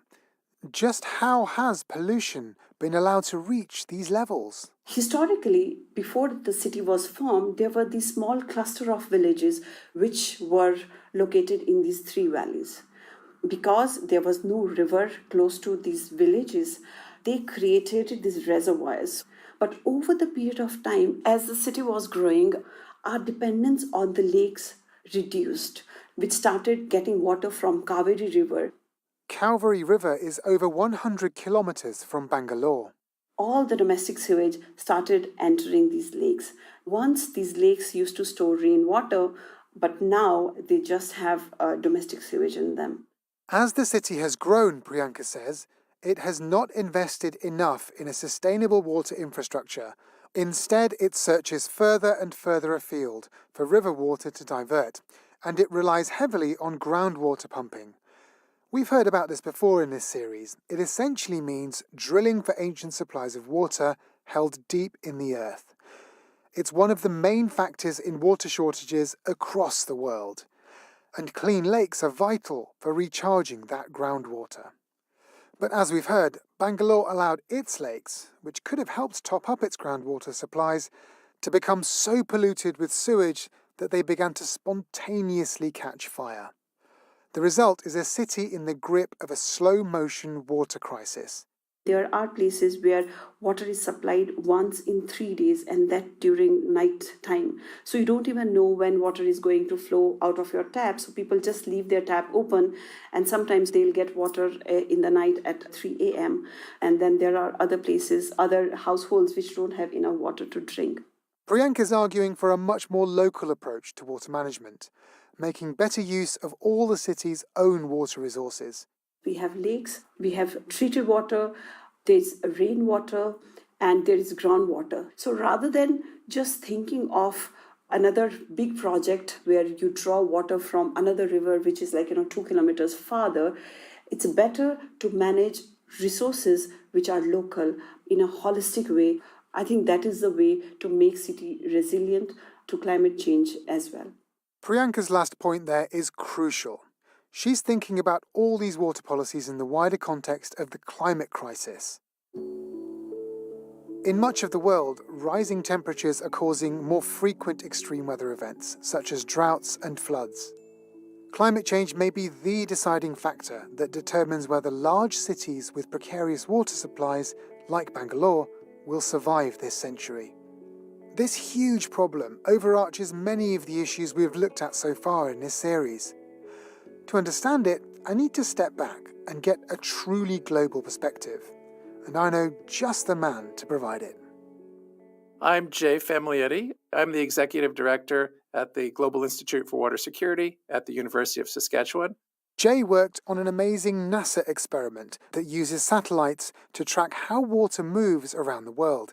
It's called the Gravity Recovery and Climate Experiment, or GRACE. GRACE is an unusual satellite mission in that it functions much more like a scale in the sky. It is composed of two rather small mini satellites. They're maybe a meter tall and 2 meters wide and 3 meters long. They follow each other around like a cat chasing a mouse. In fact, for a while we called them Tom and Jerry after the old cartoon. And so as Earth is spinning, these satellites are sweeping over the Earth and they're responding to the gravitational tug on places around the world that might have more water on the surface because of a huge snowstorm or a flood, or less water on the ground because of, say, a prolonged drought. So when these two tiny satellites move over the area with the snowstorm or flood, the gravitational pull of that extra water, its extra weight, draws them down towards the surface. When they pass over an area that's a bit drier, the satellites are less affected and rise up in their orbit. And so by keeping track of literally of the ups and downs of these satellites, we're able to map out the regions of the world that are gaining or losing water mass on a monthly basis and monthly and longer timescales. The result is a map of the world in different colours, showing how much water each area is losing or gaining. Red means the area is losing water, blue means it's gaining water. The more intense the colour, the faster this change is happening. So we've got these bright blue spots distributed around the world in places where flooding is increasing. And this is over the past 15 years. So we're talking about the Congo floods, the Okavango floods, the Amazon and Orinoco floods, even the flooding that's happening up here in the upper Midwestern United States. And then there are the bright red spots that are the places that are losing a lot of water. And those are composed of the Greenland and Antarctic ice sheets, which we know are melting away and contributing greatly to rising sea levels. There's the alpine glaciers, and the ones that show up in the map the most are around the Tibetan Plateau, around the Himalayas, and on the west coast up in Alaska. But what's driving this rapid change in water distribution across the planet? Most of it is climate driven. So the background pattern is most likely climate driven. The increasing extremes of flooding and drought are certainly climate driven. The melting ice is certainly driven by climate change as well. And this is human-driven climate change Jay is talking about. As we release more and more carbon dioxide into the atmosphere by burning fossil fuels, it traps more of the sun's energy and warms the planet. And this temperature change is playing havoc with the global water cycle. As if all this isn't scary enough, the GRACE map also shows what's happening to groundwater, or aquifers. It's revealed that there's a full-on global groundwater crisis. And remember that groundwater is that water that's under the ground. It's stored in soil and rock units called aquifers, and it actually comprises the biggest part of our freshwater supply. And when we look around the world, we do see these hotspots for groundwater depletion. Over half of the world's major aquifers are being rapidly depleted. Imagine that map of the world, with red spots showing areas that are losing water, getting redder and redder, right over those all-important aquifers. We're talking about the Central Valley in California. We're talking about the Northwest Sahara aquifer system. We're talking about the Arabian Peninsula, India, Pakistan, the North China Plain. These places are rapidly running out of water, and they just glow like red hotspots on this map. I find that idea terrifying. We've already heard in this series how the over-extraction of groundwater in various parts of the world is contributing to dangerous water shortages. But Jay's satellite map links all these stories together to reveal the dire picture that most of our planet's major aquifers are on the edge of collapse. The GRACE data predicts that by 2050, over half the world's population will live in water-scarce regions. But why would we do this to ourselves? Why would we overuse the precious groundwater we need for life?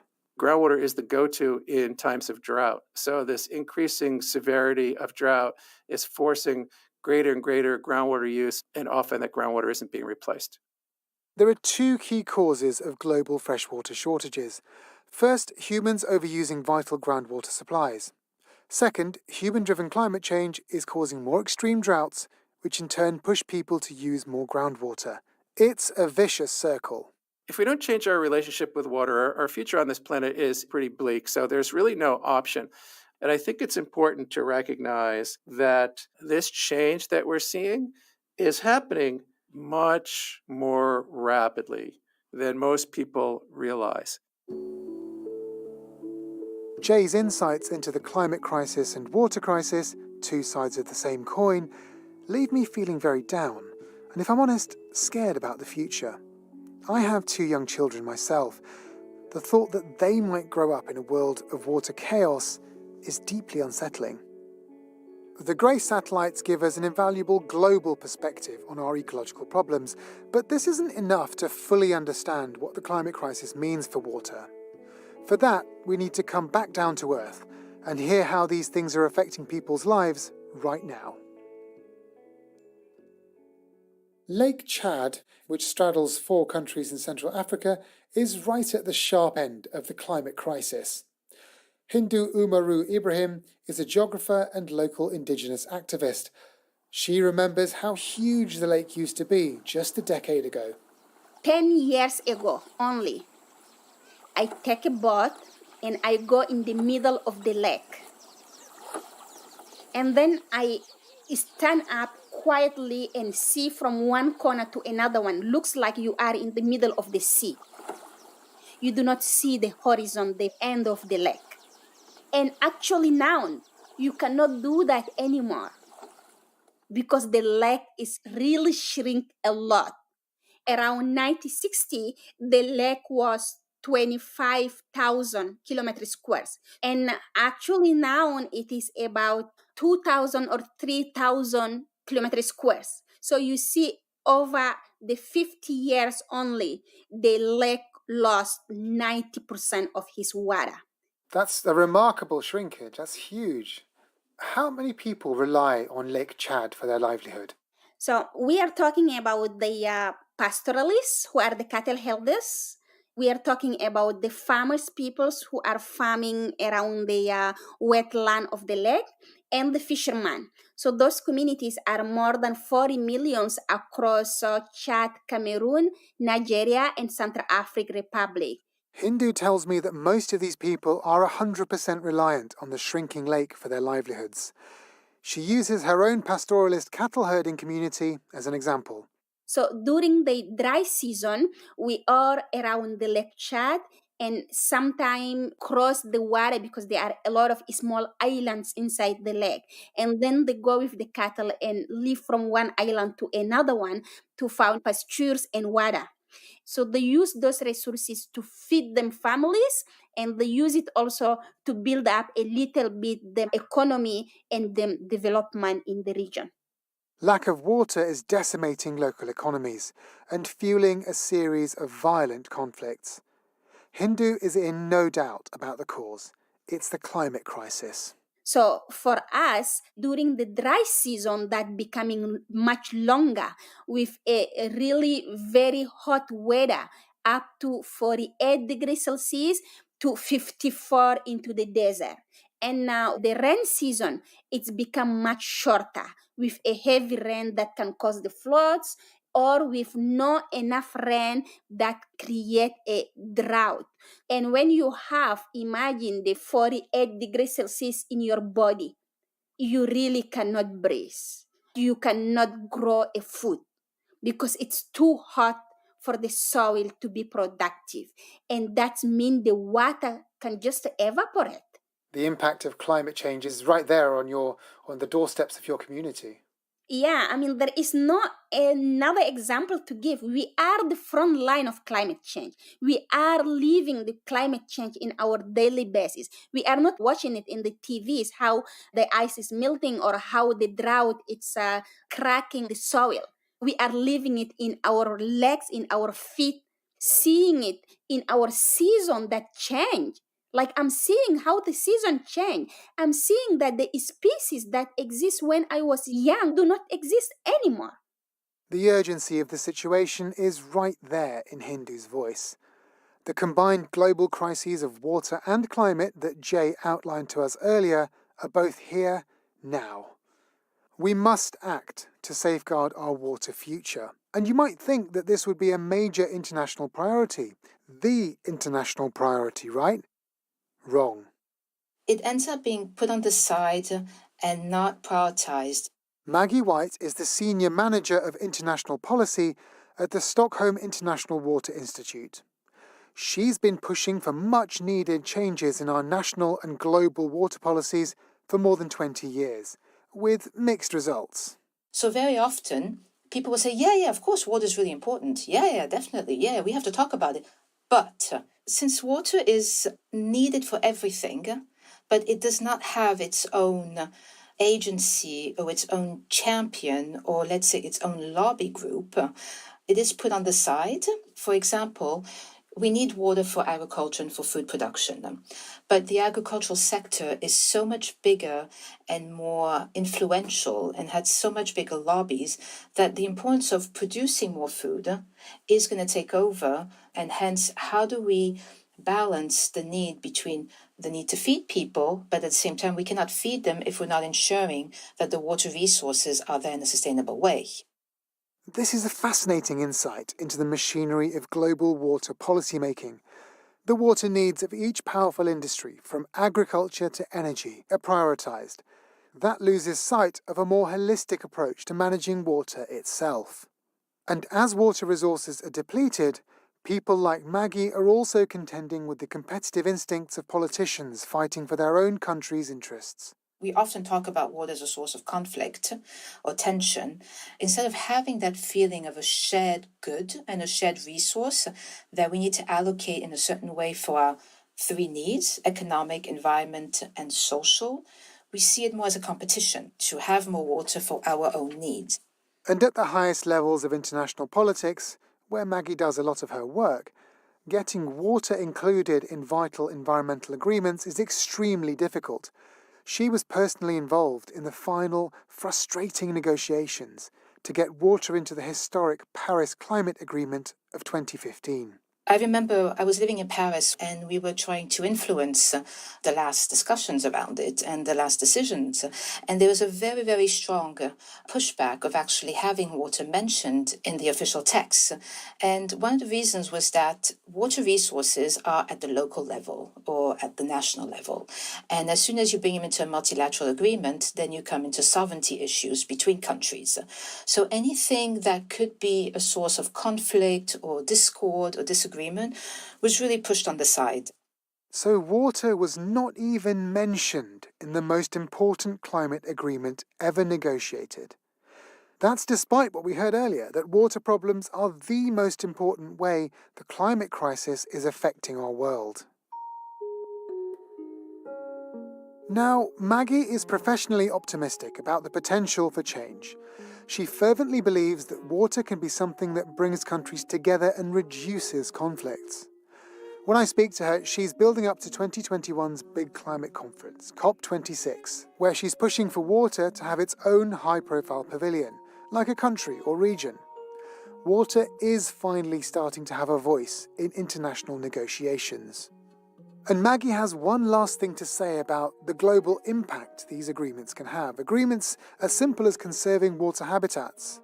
This point is absolutely vital, because natural water ecosystems can actually play a huge role in mitigating the effects of the climate crisis. If I give an example with wetlands, you have these havens for an amazing biodiversity. The ecosystems that exist within wetlands are just amazing. But also what we often forget is that healthy wetlands mean that we have carbon sinks because the wetlands absorb the carbon in the air. Wetlands store more carbon than most of the forests in the world combined. This chimes with what Hindu told us earlier about how the indigenous people around Lake Chad see water not just as a resource, but as an indispensable part of the wider ecosystem.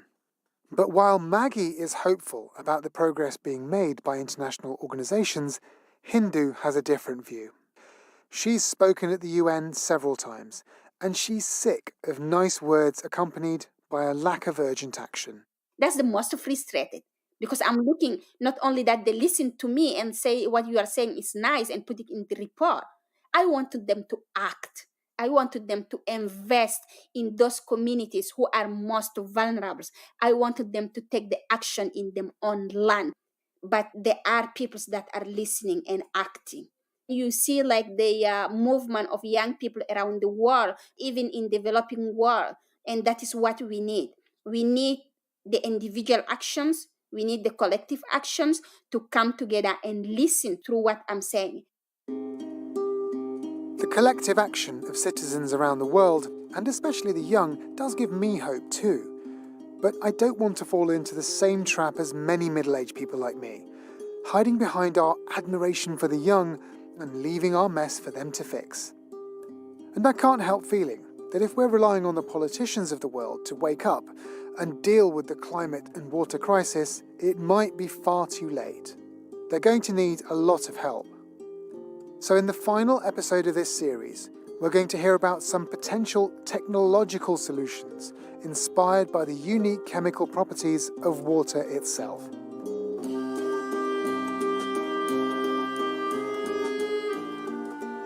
This was a 7 Digital production for the BBC World Service.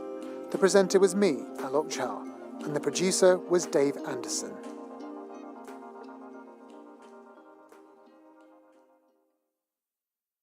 This is the BBC World Service, where Harriet Gilbert brings us the next World Book Club. Sometimes, on mild summer nights, he would spread a blanket somewhere on a freshly mown meadow, lie on his back, and look up at the starry sky. Then he would think about his future, which extended infinitely before him, precisely because he expected nothing of it.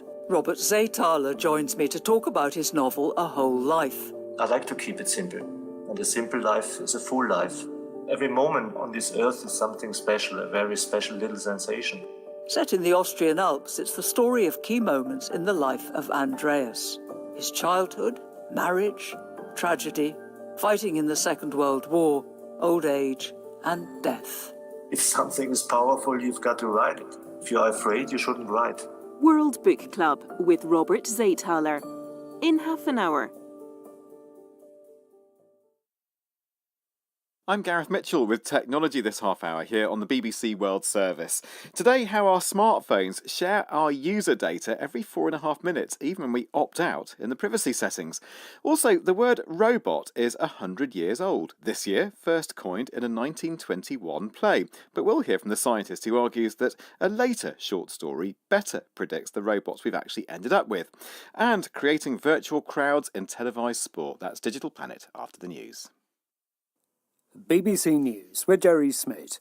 Researchers from Oxford University in Britain, who examined the records of 250,000 patients in the United States, found that people who had had coronavirus were more likely to have a brain illness.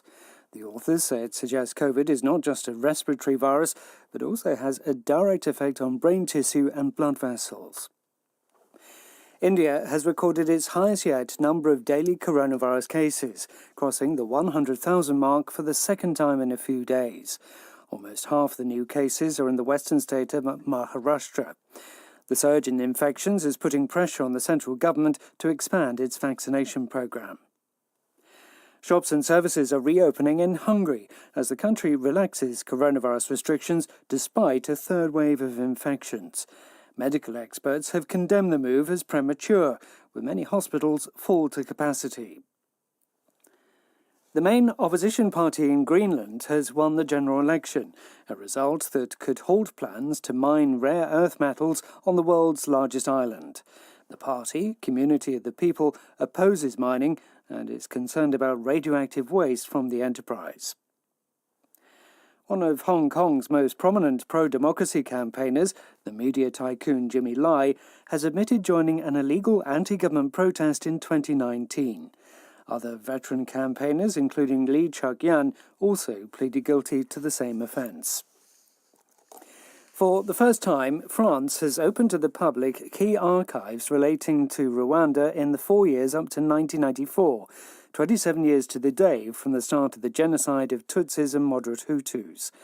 A commission of historians who were given prior access in March have already published their report describing France's role during the killings as a monumental failure. BBC News. Hello, I'm Gareth Mitchell and welcome along to Digital Planet. Today, how our smartphones transmit our user data every few minutes. And also how we need to think again about the origins of the word robot, and creating the sound of the crowd in televised sports matches with a little help from the FIFA game. And we have Angelica Murray for expert comment this week, technology journalist based in Sao Paulo. And it's always a pleasure, Angelica. Welcome back to Digital Planet. How are you? Hi Gareth, I'm good. Happy to be here with you. Excited to talk about the stories today. Right, well, let's jump into it then. And our smartphones reportedly share user data every 4.5 minutes. And that's even when our handsets are sitting idle in our pockets and bags. Now, that finding comes from researchers who tested iPhones running iOS and Android handsets, and they found that the data sharing continues even when we opt out in the privacy settings. The other key finding was that Android sends 20 times as much data back to the servers as iOS. Well, I've been hearing more from study author Professor Douglas Leith of Trinity College Dublin. These companies, Apple and Google and so on, have many services, iCloud and Google Docs and all these other things, Siri and Google Assistant and all these things that they have.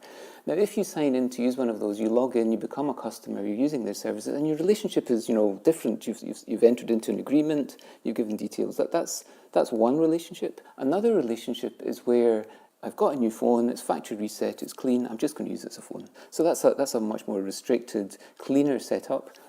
And the second thing to narrow the scope is to say, well, let's suppose I'm a busy but privacy-conscious person.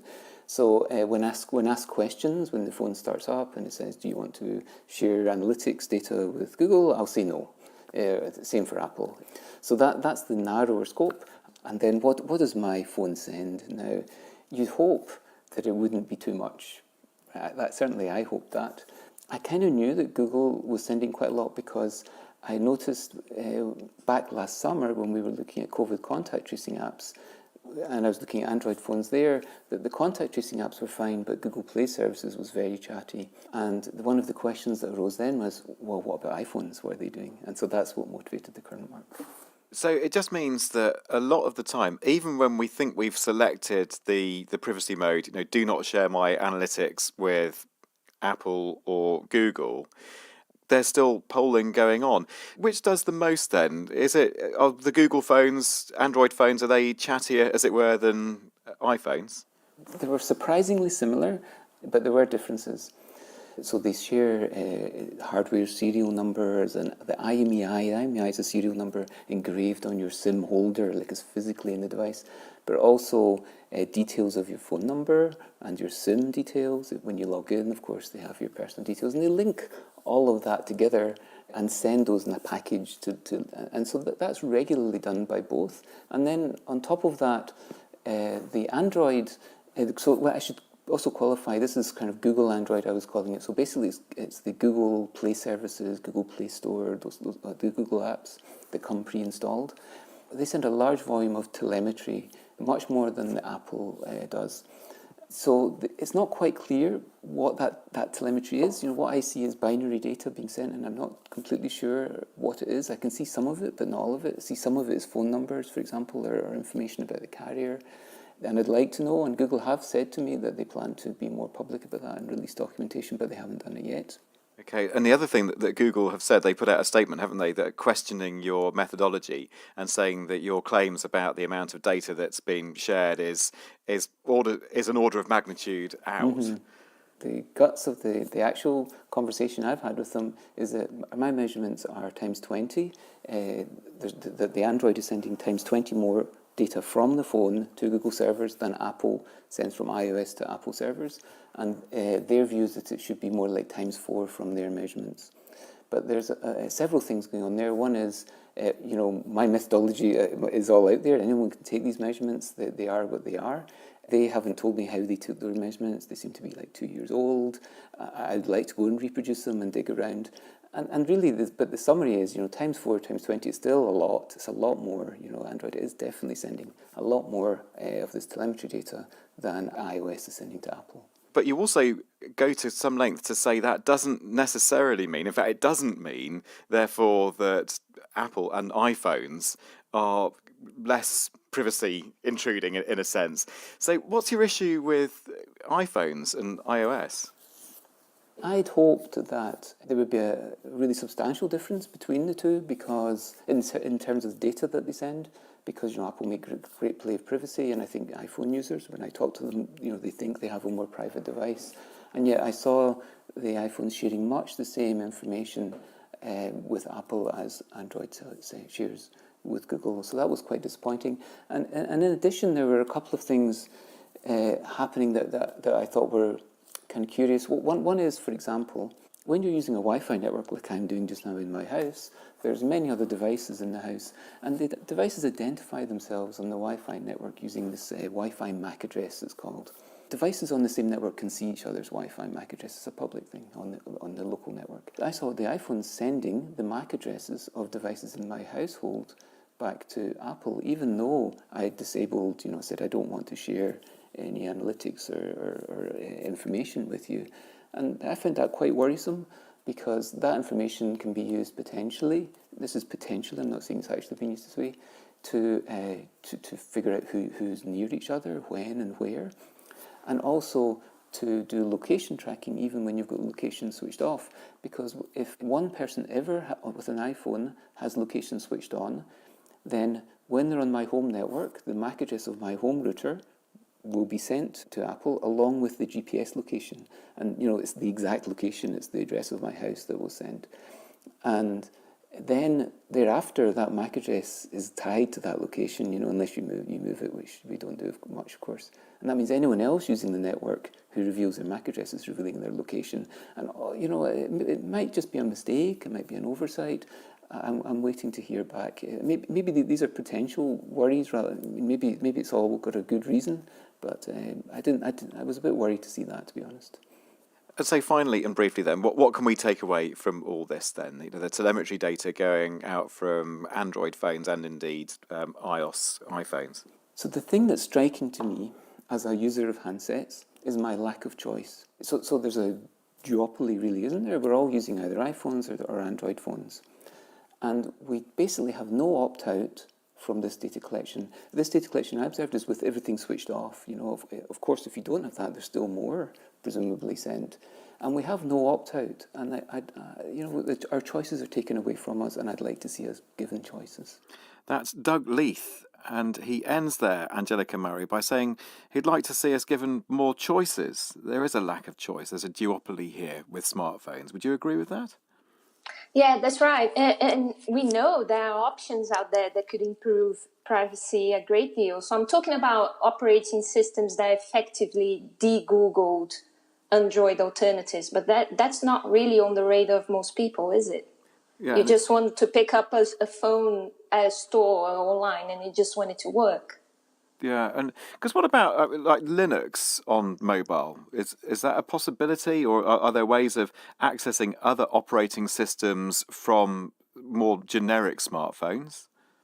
Yeah, that's right. That's what I'm talking about. De-Googled Android alternatives. They are like a fork between Android and Linux, but that's not really something that the normal consumer would think about. Yeah, indeed. And one thing that Doug does point out in his paper is to I suppose to say that we should note that the transmission of all this user data, it's not privacy defeating in itself necessarily. There can be a lot of good benefits and security benefits from that data being polled back to the back end servers. But I think he worries the most when that data can be used to loop back to individual users, and that's where Doug gets concerned. That's right. Yeah, that's when the data can be tied to a specific user. Specifically, when you in case of old new device pairs, that's when it becomes problematic. Yeah, and it really jumped out. And he was saying with that iPhone research that other like Wi-Fi routers nearby are polled, so it can track down and identify other people as well. So. Lots going on there, and it'd be interesting to see what the listeners think of that out there. Dear listener, let us know. So at Digital Planet on Twitter, if that's one way you can get in touch. Many other ways as well. All right, well, let's move on. And the word robot is 100 years old this year. It was first coined in 1921 in the Karel Čapek play RUR, in which robots rebelled against their human overlords.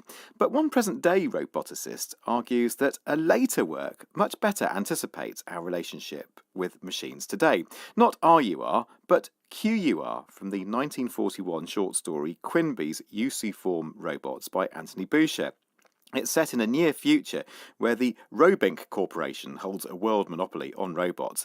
In QUR, the robots are not the multi-purpose machines of Rossum, but instead highly specialised devices for particular tasks.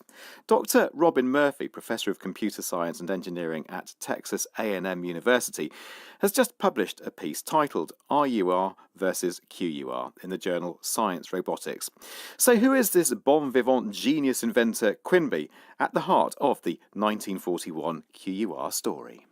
So Quinby is this character. He's kind of like a Tony Stark character. He's super intelligent. He runs a defense company. He's constantly with a martini in hand and comes up with this idea that all these robots that Robink are inventing are humanoid, and they're very intelligent, and they're neurotic, and they're bored because they're too intelligent for their task, and they're too expensive for the things that they're being asked to do. So Quinby gets the idea, that whole form follows function dictum, that really the trick of the trade will be to build robots that are specialized. And if you do it right, kind of the precursor of green engineering, back in the 40s, because it was during the World War II production shortages. If you did it right, you could still be cost effective. And his story didn't have worker displacement because all the things you were trying to use the robots for were either things like nuclear power or space exploration, places you wouldn't, or things you wouldn't have people do, or it's just something that you could, the cost efficiency was just so good you couldn't ignore it. So that anticipates the robotics that we've ended up with. I think your argument is that QUR is a much better precedent, in a way, predicting what we've ended up with in terms of 21st century robotics. It depicts what's going on, or anticipates it, much more than RUR did. You're absolutely right. It does anticipate it much better. But it also shows this kind of split we have in society where, robots should be humanoid and they should be artificial general intelligence. They should be super smart. They should be peer level. Whereas, no, we really don't need a Roomba. That was like the Roomba and that types of vacuum cleaners. They don't look like Rosie from the Jetsons. They're not a human pushing vacuum cleaner. They're a separate entity, and they even work on a different principle. They don't even do it the way a human would do it. They do it the way kind of a sheep would do it.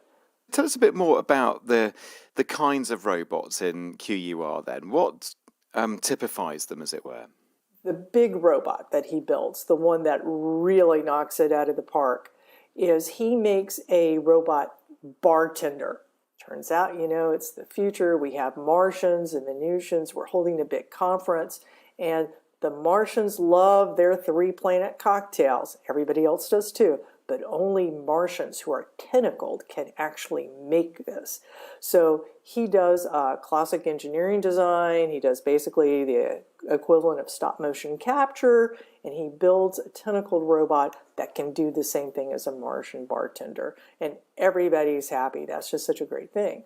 And what's cool about that is that, we don't have tentacle aliens in real life, at least not that I'm aware of, but we do have snake robots, and we're seeing a big breakthrough in the use of snake robots that look long and snaky or look like elephant trunks, being able to do things like get into the backside of a gas turbine to improve maintenance and to really speed things up for power plants or for airplanes. But we also see those same types of robots doing things like endoscopic procedures, and can do that better than a person just trying to shove something down you. It seems as if the story here is as much about the contrast between humans, between the worlds of RUR and QUR, as much as it is about the robots. The humans turn out very differently in these two societies. I think you're absolutely right. And I think that comes from where the different works of fiction are coming from. Čapek was very much a worker socialist. I am making a very big point, type of play. It's very pedantic. In fact, it is heinously boring. You're actually at the end rooting for the robot uprising just so the darn thing will be over. But he really is worried. It was 1921 when he did it. I mean, it was a very real societal fear that human laborers are being constantly denigrated, that you're seeing this mass production paradigm come up, and so that real people are going to be treated as slaves. And so the robots are that surrogate to make his audience see this from a different perspective. Now, meanwhile, Anthony Butcher's not really doing politics so much as he is in that vintage science fiction age where it was scientists writing science stuff. And I think another aspect to it is just in the name. Čapek's ROSM Universal Robot. ROSM is a word that means smart, intelligent, wisdom kind of thing. And so there's that little snark there that, the robots were very smart in RUR, and eventually they realized that they were kind of getting screwed, so they rebel. But the roboticist and the society that built them was not smart or wise. And Quinby just totally ignores that. So your paper concludes by saying, look, the real lesson here is that the future of robotics will be defined by the roboticists. So is this another way of saying, step aside science fiction authors, leave it to the grown-ups, we know what's going on here? I don't think that's the takeaway. I think the science fiction writers got it right. Čapek was not we wouldn't call him a science fiction writer. He is literature. But I think the thing that I say is step aside is that we design them. We make these decisions. We may make them subconsciously. Same thing with regulations. The wisdom, the ROSM part, turns out not to be the function of the robot, how smart we make the robot. It's how smart we are.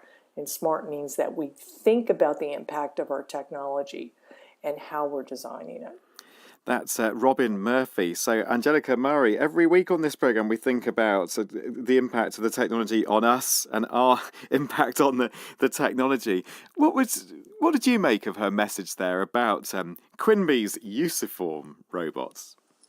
Well, for starters, I would agree that QUR is a much more reassuring scenario than RUR for those of us who are concerned that robots may take over.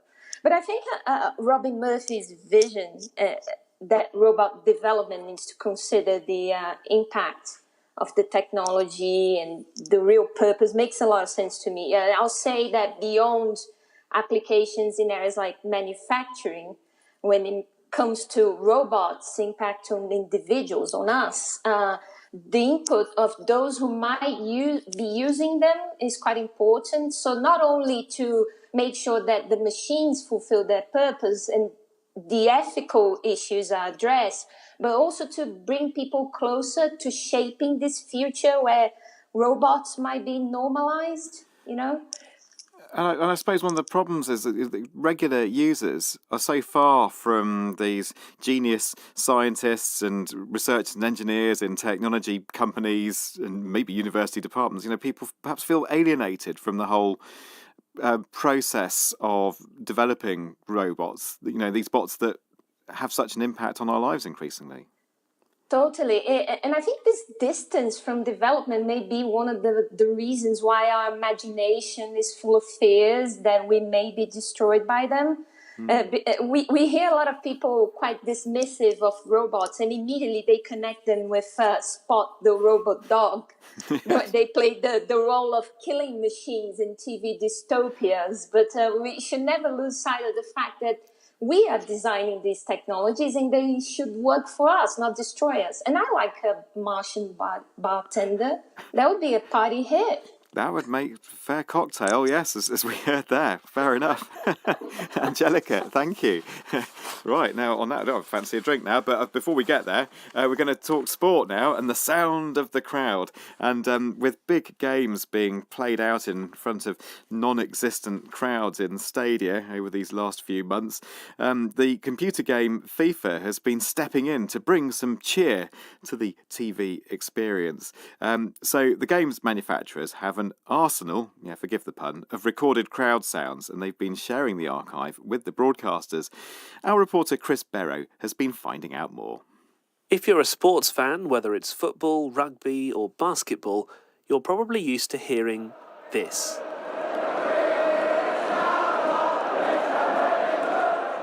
The crowd singing at a Derby County versus Arsenal game. But due to the coronavirus pandemic, crowds at big sporting events around the world have been restricted.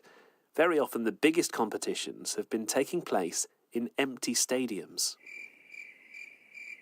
So to avoid an awkward silence when your favourite player scores a goal, big broadcasters covering the Premier League and La Liga have turned to crowd noises made by video game developers. The hugely popular football game FIFA has been recording crowd sounds for years, and they have an archive of thousands at their fingertips. So how are those sounds used in real games? Paul Beckler is an audio engineer with EA. It's kind of controversial at times, and it's not something that I think most people thought they wanted or thought they would have enjoyed. I think a pretty common comment that I tend to come across online was I didn't want to like it, but I actually kind of like it. I don't think any supporter wants to be distilled to sound bites, and that's really not what we're trying to do. It's just trying to bring back some of that audio experience to the match. We're not trying to replace supporters or anything like that. So how much of a difference does it make? We saw a bunch of data that said that, viewership times had almost doubled with having supported crowd audio than without. Viewership times increases on match, and more people actually stay on a feed with crowd audio than away from it. So even though I think there's always going to be some people that are, against it, really what I think gave us confidence when we were making the system is that we were told it was almost all the time going to be an option, that at the end of the day, most viewers are going to have the ability to choose whether they want to hear it with or without. So to me, that's what makes it kind of a unanimous win. And I guess it's not automated. There's a director there who presses the buttons. The person performing this sort of audio support just has to worry about kind of an overall intensity of the crowd. But because we had been curating this library of thousands and thousands of hours of football recordings that are really high quality, it really was just a matter of us being okay, let's take what we have, let's just move it over to a new system that they can play back. Was it difficult to make crowds sound different? Yeah, they sound entirely different. That's something that has been really fun for me to try and create that unique sound of different clubs, and I think that's something we really kind of pride ourselves on, is we want each club to feel unique, especially as as sound people working on this game. We want it to feel different when you play as, Manchester City versus Manchester United, because we know that's a big deal. We can't just paint this all with the same brush. It's never going to sound as good as real fans in a stadium or in an arena. It's not what it's trying to do. It's just trying to give us some sense of that quality. It's not just the director, though, sitting in the box that has all the power. For some sports, you can press the button from the comfort of your own sofa.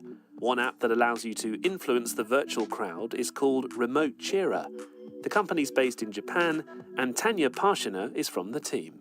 The application has already been used in more than 300 matches over the last half year, with more than 100 million cheers sent. For soccer, fans went wild, tapping support when goals were scored for their favorite club. In baseball, fans tapped a cheering bat to encourage players in the batter's box and sent big cheers for home runs and such, giving fans the power of choice. From the NFL in America to soccer in South Africa, sounds from video games and apps are also becoming more and more popular as people get used to supporting their teams in a global pandemic, no matter where they are in the world. He shoots, he scores. That's Chris Barrow reporting there. And Angelica, it was very interesting in that report that we heard that people are prepared, they're more prepared to stay with a live match if the crowd sounds are added. You know, people really do like it. They seem to. Yeah, it's really fascinating. I think the current circumstances, they brought a sort of more welcoming environment to experiment more than anything. But if you think that emotions can be stimulated at these sounds, even though they're manufactured in a way, they could help the viewer in getting immersed in the game narrative. And I think the noise, even though it's not live or real, it brings that feeling of comfort and normality, and that's what we need now. Yeah, and would you say, I mean, is that your experience then of watching sports yourself on TV? Do you find that you go with it more because you're emotionally stirred up and roused by the sound of the crowd? Yeah, totally. And Gareth, I must say, I've watched a football game here in Brazil where they use fake crowd sounds. And I must confess, my emotional state ranged from anxiety to resignation to really, really missing a good old football game, beer in hand, chanting. You can't beat that. Yeah. I suppose it's because everyone is prepared to suspend their disbelief. We know these sounds are added, it's evidently. And yet, of course, people get very uptight when sounds are added artificially, for instance, to a natural history programme, like a wildlife sound. Perhaps we receive these things in different ways. Yeah, that's right. And even in a video game, you have that on a video game. So why not? And, it makes it nicer. Why should you complain? Yeah, exactly. It's much better than silence. Oh, it totally is. I mean, the first few matches, during the lockdown, it's almost unbearable, the silence. So fascinating stuff. We'll have to leave it there. Doesn't the time fly? Angelica, thank you very much. We've reached full time. That's Angelica Mari. The producer's Anya Literovic. Our studio manager is Giles Aspin, and we'll have more for you next week. See you then. Goodbye. This is the BBC World Service, looking at the future of Chinese cinema. The author and filmmaker Hu Bo was due a dazzling career. Hu Bo is probably lost this kind in his generation. But with his life cut short at 29, where does that leave the Chinese film industry? Join me, Yuan Ren, to find out. After Hu Bo, Monday at 9 GMT. And at bbcworldservice.com, people fixing the world. The wildlife experts in Indonesia and Brazil who are working on interesting ways of helping endangered animals get where they need to go when there are major obstacles in the way, like roads and farmland. World Book Club is next on the BBC World Service, the world's radio station.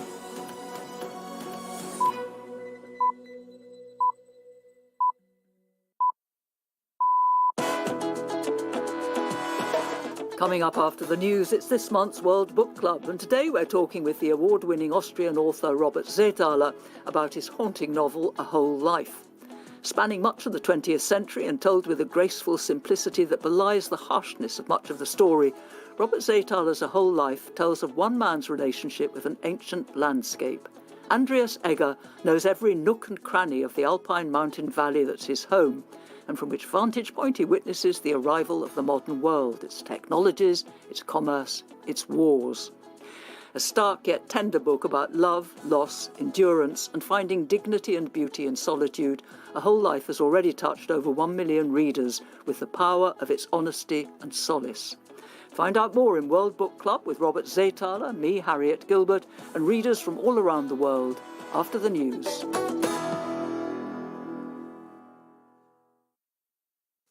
BBC News. Hello, this is Jerry Smith.